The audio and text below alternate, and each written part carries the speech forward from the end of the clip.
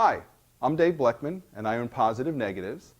And what I hope to accomplish today on this video is to show you how to calibrate your light meter with your camera. Now, I started out as a photographer 35 years ago, and back then we didn't have digital, we had film. Now, we had negative film and we had transparency film, otherwise known as slide film. Now, back in the days when we were shooting negative film, we had a little bit of latitude with our exposures. We could be a little bit too bright, we could be a little bit too dark, because as you know, we sent our film to the lab. They would color correct. They would make our pictures brighter if they needed to make them brighter. They would make them a little bit darker if they needed to make them darker. So we had that latitude to maybe not be so precise with our photography. Well, when I became a commercial photographer and started shooting for food magazines and clothiers and advertising and hotels, exposure became more critical because everything we did was on transparency film. There was no lightening or darkening or sending it to the lab. What you shot is what you got. So we had to learn to be so precise with our exposures as to keep the photo editors happy. Well, then digital came around. Well, you know what? If you want to spend half your life on a post-processing program to lighten your mistakes, darken your mistakes, fix your colors, that's up to you. I still prefer to get everything as perfect as I possibly can in the camera. And that's what I teach to my students when I teach my workshops internationally, is get everything as perfect as you can in the camera. It saves you time on the computer. So what's very important to me is making sure my exposures are precise, especially when working in the studio. If you want to get predictable results in the studio when using studio strobes or maybe your speed light on a light stand, the best way to get those predictable results are with the flash meter. Now, when I was first introduced to flash photography many years ago, I was told to get myself a light stand, get myself a strobe, and get myself a flash meter. There was no ifs, ands, or buts. This is the best and the most predictable way to get your exposures right in your camera when using studio flash. And I can't even begin to tell you what this has done for my photography. The results are so consistent when you use a flash meter to measure your light and you calibrate your flash meter to your camera. I can shoot 950 images in a half a day for a catalog, and when we look at those 950 thumbnails on the computer later, there's not any variation between color, tone, or exposure. One exposure isn't any darker than the other, one exposure isn't any lighter than the other. They're all dead on. And that's what I want to accomplish whether I'm shooting 900 images or I'm shooting 2. I want to get my exposures and my color as perfect in the camera as possible. Now, as an alternative, I've seen photographers will shoot an image in the studio, look at the back of their camera, a little bit too light, a little bit too dark, they'll shoot another image. They'll look at the back of their camera, they'll make an adjustment, they'll shoot another image, they'll look at the back of the camera. But let me just say something. The LCD on the back of your camera has nowhere near the resolution of a computer monitor, number one. Number two, who's to say the LCD on the back of your camera isn't too light or too dark to begin with?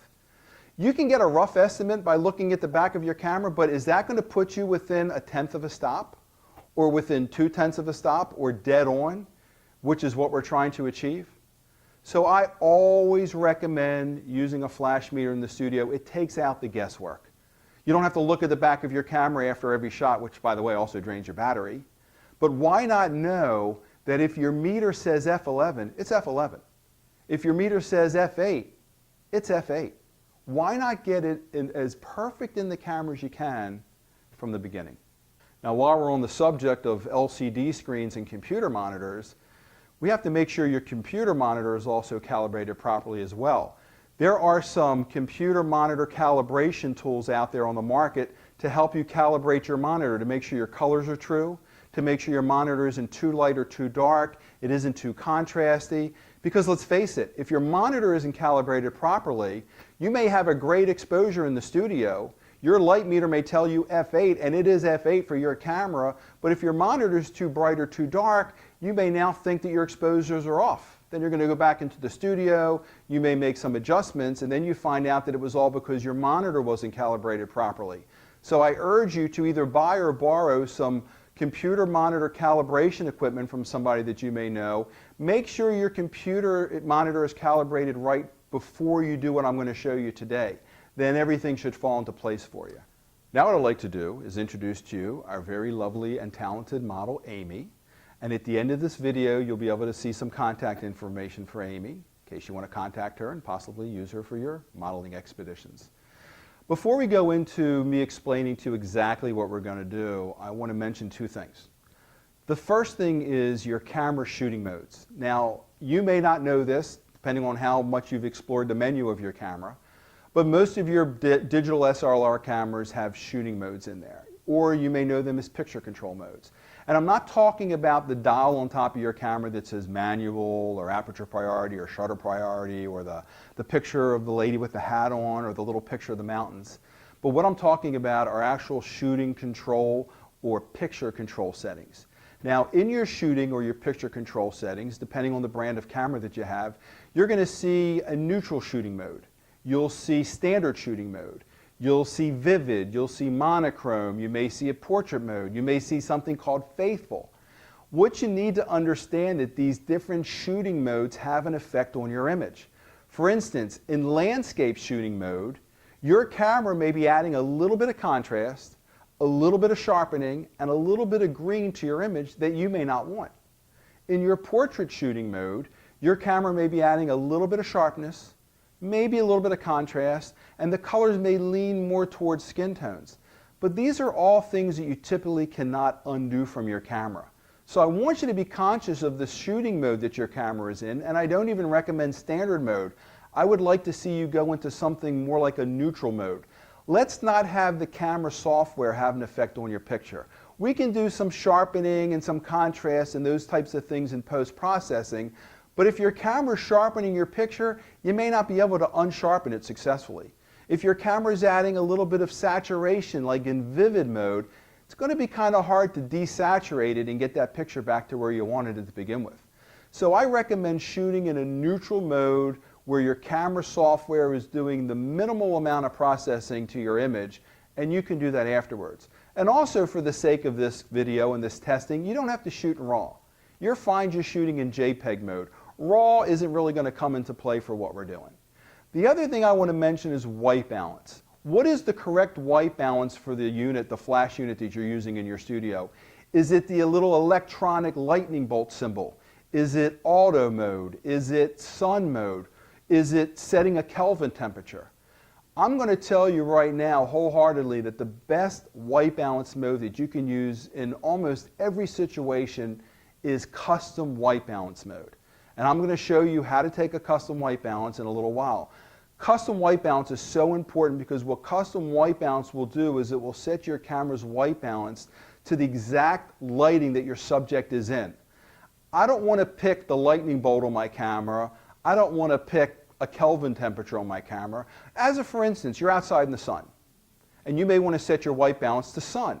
Well, is that sun at 1 o'clock in the afternoon, or is it sun at 7 o'clock in the morning, or is it sun at 7 o'clock at night? You know that the sun is all different temperatures and all different colors during all different times of the day. So is it prudent for you to set your white balance on sun throughout the entire day? No, things change. You have a white balance setting called cloudy. How cloudy? Beautiful day, a cloud comes by, or it's getting ready to pour. So you know what I'm talking about? You have a setting called shade. How shady? Are you underneath of an awning, or are you underneath of a picnic table? Custom white balance will give you as best a white balance possible based on the exact lighting that your subject is in, and I highly recommend custom white balance. Now, one of the most popular meters to use is the Sekonic L358. It's very affordable. It measures ambient light, it measures flash, it measures incident readings, which is the light falling on the subject. You can also measure reflected readings, which is light reflecting off of the subject. And all those are great topics for another training video. But what we're talking about today is specifically measuring flash. Now, this meter has a three-dimensional dome that recesses. And the reason you'd want to recess the dome is if you're maybe measuring lighting on something flat, such as artwork. But when you're working with people or still lives or products, you want this dome out. This white dome kind of emulates a three-dimensional subject. So what I want to do when I want to measure the light falling on the subject is I want to put the dome on the same plane as her face. I don't want it up here. I don't want it under the chin. I don't want it aimed up or aimed down unless my light is up or down. What I want to do is I want to aim my dome directly at the light source on the same plane as her face. Almost as if I put a piece of glass up against her face and this dome is hitting against that glass as well. I want her forehead, I want her eyes, her lips, her chin, and this meter on the same plane. Because if I take a meter reading up here, it's going to be inconsistent. If I take a meter reading back here, I won't get the right reading. But if I put the meter reading on the same plane as her face, I am going to measure the exact amount of light that's falling on her face. So what I want to do, let me just mention this. The meters don't come out of the box ready to go. All meters are meant to be calibrated to your equipment. We can all go out and buy 10 meters and take 10 flash meter readings and maybe get 3 or 4 different readings. It's all about calibrating the meter to your camera and your lens and your lighting situations, because all of our cameras are different. Some of our lenses may be a little bit cleaner glass than the other guy next to you. So everything plays a little bit of a role as to the consistency of your exposure.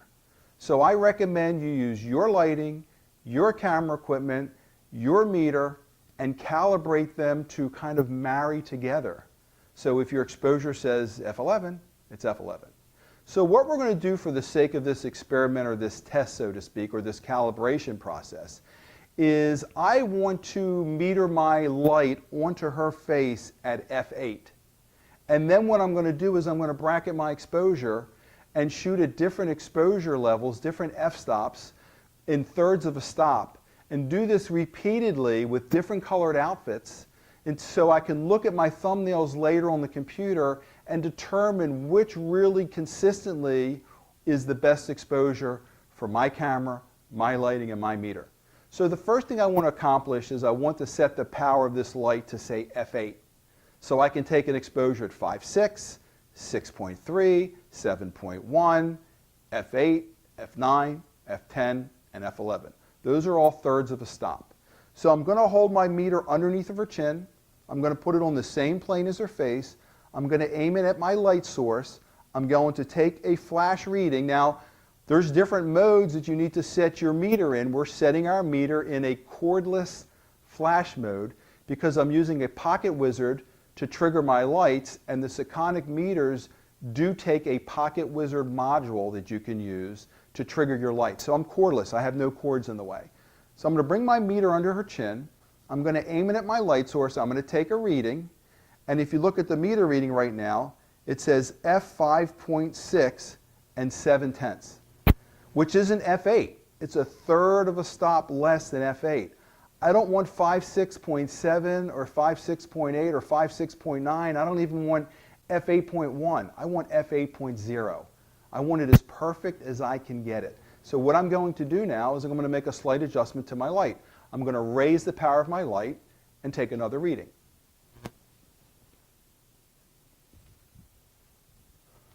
Come back to my model. I take the dome of my light meter. I put it on the same plane as her face. I know I'm repeating myself, but we all learn by repetition. And I'm going to aim the dome at the light source and take another reading. And now my meter says f5.6.9. I'm 1/10 of a stop off of f8, but I don't want to settle for that.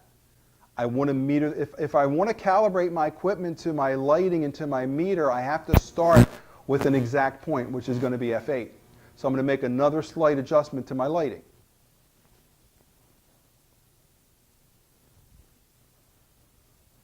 Did you miss me?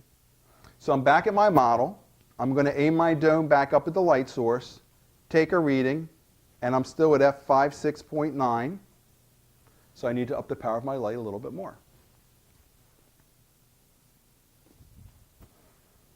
Back at my model, dome underneath the chin on the same plane as her face, aimed at my light source, and I'm at f8.0, dead on, which is what I want. I wanted f8.0. Take another reading. f8.0. Now I happen to be shooting at a 1/25th of a second, and let me show you why. If you look at this, if you look at the meter, and right above where it says f8.0, you're going to see something that says 100%.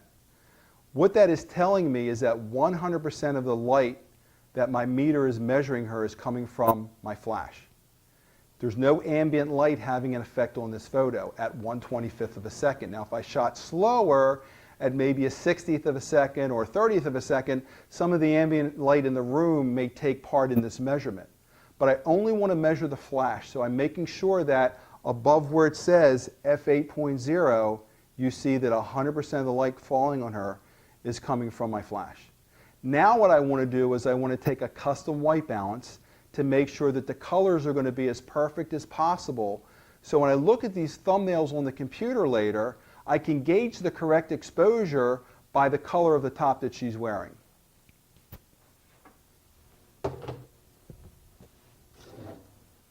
All I need to do at this point is hold a gray white balance target in the same lighting situation that she's in, and I'm going to take a custom white balance based off of the gray target. The reason I don't use a white target is because next time you get a chance, go to the paint store and tell them you want white paint. And then when they send you over to the board and you see 128 different shades of white, you're going to know why I don't like to use white as my target, because there are cool whites, there's warm whites. If I did a white balance off of a cool white target, my camera's going to want to add some warmth to eliminate the blue. If I use a warm white target to take my white balance reading, my camera's going to want to add a little bit of blue to eliminate the warmth. Gray has no color. A true gray target is colorless.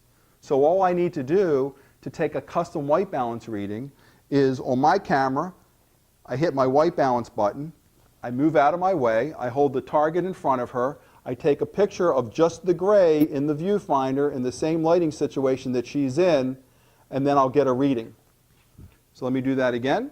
Press my button, put my target, take a shot of the gray target, and now my white balance is set. It's that simple. All different camera manufacturers have a different way of taking a white balance reading. I find this to be really the best white balance to use for my photography. So now what I'm going to do is I'm going to take my 7 exposures a third of a stop apart. We're going to take an exposure at f5.6, f6.3, 7.1, 8, which is what we've metered for, 9, 10, and 11. Because then what we can do later when we look at the thumbnails is we can determine if the f8 exposure is the dead-on exposure, or maybe the f9 exposure was the better one, or maybe the f7.1 exposure was the better one. This is what we're trying to accomplish. This is how we calibrate our meter to our camera. So the first thing I'm going to do is I'm going to frame my model. Now, I don't need to shoot her full length. What I'm really interested in is her skin tone and the color of her shirt. So Amy, let me have you tilt your head slightly towards your left ear and turn your nose to the right. I'm going to have you turn your nose till it's straight on towards me. Keep on coming. Right there. Straighten your head up just a little bit. Now you're just going to hold still for 7 shots. So I'm going to take my first exposure at f5.6 and my second exposure at f6.3. And now I'm shooting at f7.1. I'm always focusing on her eyes. That's when you shoot people, focus on the eyes. Here's my next exposure, which is my middle exposure at f8. Here's an exposure at f9. Here's an exposure at f10. And here's an exposure at f11. And what I'm going to do next is I'm going to have her change her clothing and put on a different color top and do the same series of exposure. Now that Amy's changed her top and went with a different color, I'm going to do the exact same thing. Tilt your head just slightly towards your left ear. Turn your nose to the right. Great. So bring your head up a little bit straighter towards your right ear, just to drop. Good. Chin down a little bit. Slight nose turn to the left. Perfect. Now I want some really good smiles on these, okay? So now we're shooting again at f5.6, f6.3, f7.1, f8, f9, f10, f11. Now before I started shooting again, I made sure I re-metered the light at Amy's chin to make sure I still had f8 exactly, and I did, which tells me that my lights are consistent as well. Now what I'm going to do is have Amy change into a different color top. Okay, so Amy changed clothes. I re-metered her again. I'm still at f8 dead on. So I'm just going to position her head again. Just tilt your head slightly towards your left ear. Turn your nose to the right for me. Keep coming right there. Chin down. Beautiful. Great smile. And isn't she beautiful? Okay, let's get back to the task at hand. F5.6, F6.3, F7.1, F8, F9, F10, and F11, and now we're going to do one more clothing change. Okay, so now here's my last series of photos, and just notice when I'm positioning Amy's head, I'm using some very simple commands such as chin up, chin down, nose to the right, nose to the left, tilt towards the left ear, tilt towards the right ear. So go ahead and tilt slightly towards your left ear. Too much. Come up a little bit. There you go. Slowly turn your nose to the right until I tell you to stop. Keep coming, keep coming, keep coming. Right there. Chin down just a drop. Beautiful. And give me that great smile of yours. So it's a killer smile. Here's my F5.6. Here's my F6.3. I'm always focusing on her eye. Here's my F7.1. Here's my F8. Here's my F9. And here is my F10 and F11. Great job. Beautiful. So what we have in front of us now are the thumbnails of the images that we shot earlier of Amy. Now, one thing I want to stress again that I mentioned earlier is you have to make sure your monitor is calibrated as properly as possible, meaning that the colors are as true as possible, that your brightness and your darkness levels are as true as possible, and that your contrast is as accurate as possible. Once you have a calibrated monitor to work with, it doesn't really matter which program you want to use to view the thumbnails, as long as that monitor is calibrated. So looking at these images, starting off over here in the far left-hand corner, that's our 5.6 exposure. This is our 6.3 exposure. This is our 7.1 exposure. This is our F8, which is what we metered for, our F9, our F10, and our F11. Now looking at these, I can see just from looking at these thumbnails that the F5.6 exposure and the F6.3 exposure is overexposed, as it should be. So what I'm going to do on all 4 sets of these is I'm going to eliminate the F5.6 and the F6.3 exposures and get those out of the way since they're clearly overexposed. Now looking at what we have left here, let me just enlarge my thumbnails, you can see our F9 and our F10 exposures are pretty much, well, in some cases, they're a little bit underexposed. So I'm going to eliminate those, my F10 and my F11. It doesn't look so bad in here, believe it or not. So I'm gonna leave those. I'm gonna scroll down a little bit. You know what? I'm gonna go ahead and leave all these exposures. So now we have basically 5 images to look at on each set of thumbnails. So let's start with our F5.6, or actually now we're at our F7.1. So we have 7.1, and let's just look at that full size. Our F7.1, F8, F9, F10, F11. I can clearly see that F11 is too dark. I'm going to get rid of that one.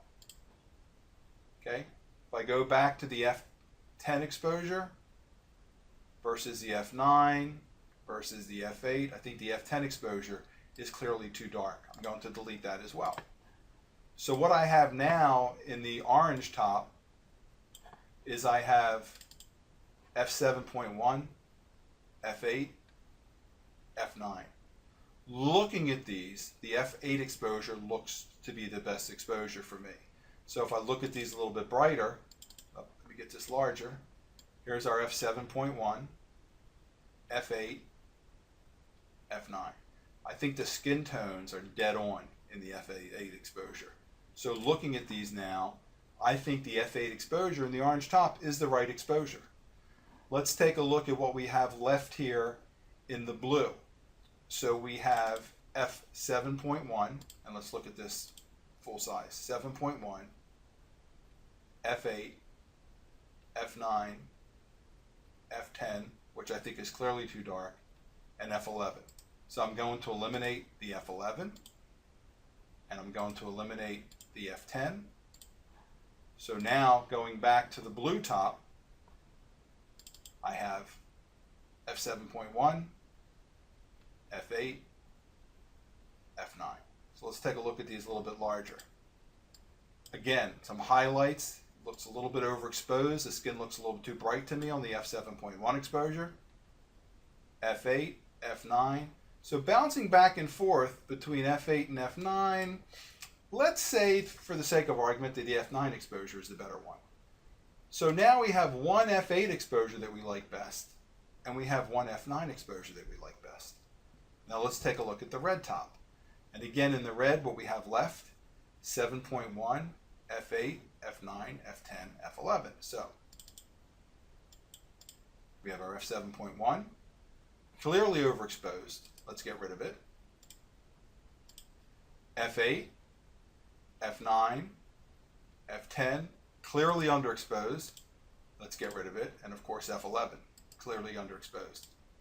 Let's get rid of it. So we're left with two, F8, F9, F8, F9. Now just to double check, I'll look at the properties. And of course, this is the F9 exposure. This is the F8 exposure. So looking at these again and scrutinizing them, F8, F9, F8, F9, kind of like the F9 exposure. So let's say for the sake of argument now, F9 has won out 2 out of 3 times. So now let's go back to the yellow. We have F7.1, F8, F9, F10, clearly underexposed. Let's get rid of it. And F11, clearly underexposed. Let's get rid of it. So now what we're left with is our F7.1. I think that's a little bit too hot, a little bit too overexposed. Let's get rid of it. Now we have F8 and F9.